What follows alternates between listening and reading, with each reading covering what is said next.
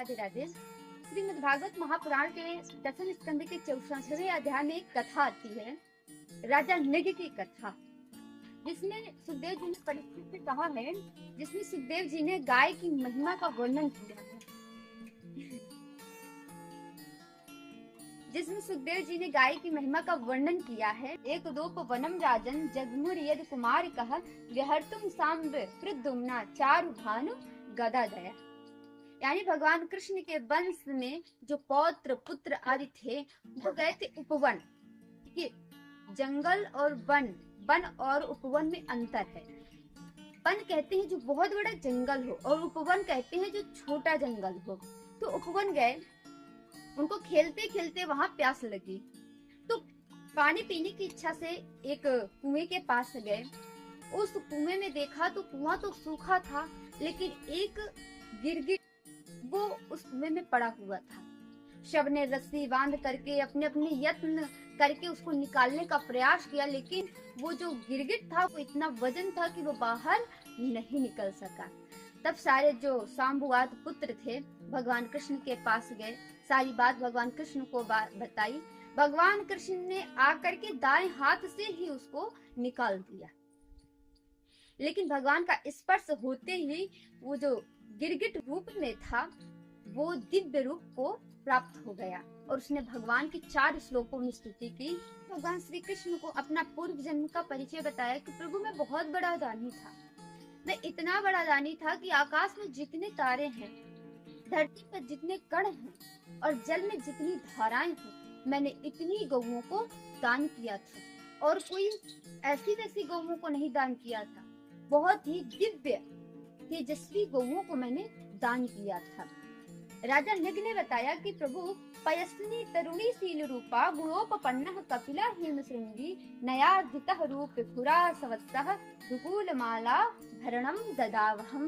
प्रभु मैंने कैसी गौ दान की? पयस्विनी यानी जो दूध देने वाली हो, तरुणी यानी जो जवान हो, बूढ़ी ना हो, शील रूपा यानी सरल स्वभाव वाली हो, और कहते हैं गुणोपपन्ना सभी गुणों से संपन्न हो, कपिला अच्छी जाति वाली गौ को मैंने दान किया था। हेम श्रृंगी जिनकी सींग है सोने से मढ़ी, न्यायार्जिता मैंने न्याय के धन से कमाई हुई उन गौओं को दान किया था। रुकूल माला यानी पुष्प आदि से उनको पूजन करके और ऐसे ब्राह्मण को दिया था जो ब्राह्मण गरीब हो और पूजा पाठ करने वाला हो, संसार में इतना लिप्त ना हो, बैरागी हो।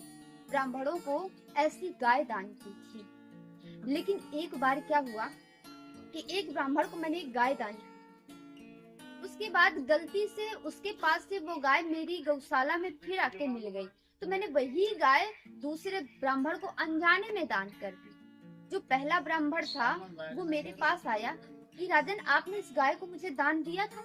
मैंने सर हिला दिया। तो दूसरा भी आया कि राजन इस गाय को आपने मुझे दान किया था। मैंने सर हिला दिया। अब एक ने कहा आप दाता हैं, एक ने कहा आप अपहर्ता हैं। मैंने उनसे कहा कि तुम दोनों एक गाय पे झगड़ो मत, मैं इसके बदले तुम लोगों को 1 लाख गाय दूंगा। लेकिन दोनों ब्राह्मण नहीं तैयार हुए और दोनों श्राप देके रुष्ट होके मुझे चले गए। गिरगिट की तरह सिर हिला रहा है, इसलिए जा तू अब गिरगिट हो जा। प्रभु मैं पछताता रह गया, मेरी मृत्यु हुई तो मैं यमराज के लोगों को गया तो यम ने कहा तुमने इतना दान किया, इतना पुण्य का काम किया, इसलिए तुम्हें स्वर्ग सुख मिला है, लेकिन एक गलती कर दी थी गौदान में, इसी का कारण है कि तुम्हें थोड़ा नर्क की यातना भोगनी पड़ेगी। तो पहले किसका भोगमान करना चाहते? तो राजा नृग ने कहा कि प्रभु मैंने कहा कि मैं पहले यम की यातना यानी नरक लोक की यातना भोगना चाहता हूँ। तो यमराज ने कहा कि जाओ तुम अब गिरगिट हो जाओ। उन्हीं के श्राप से मैं तब से लेकर के आज तक गिरगिट के रूप में इस कुएं में पड़ा। आपका स्पर्श होते ही मेरी मुक्ति हुई, मेरा कल्याण हो गया। अब प्रभु मुझे आशीर्वाद दीजिए। और भगवान कृष्ण से आशीर्वाद लेकर के राजा नृग भगवान यानी सूर्य के लोक को चला गया। यानी कहने का भाव है कि गौ दान से हमें स्वर्ग की प्राप्ति होती।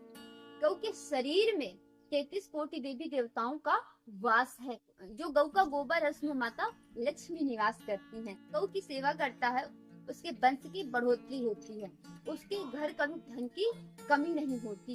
गौ का पूजन करने से 33 कोटि देवी देवताओं की पूजन का फल हमें प्राप्त हो जाता है।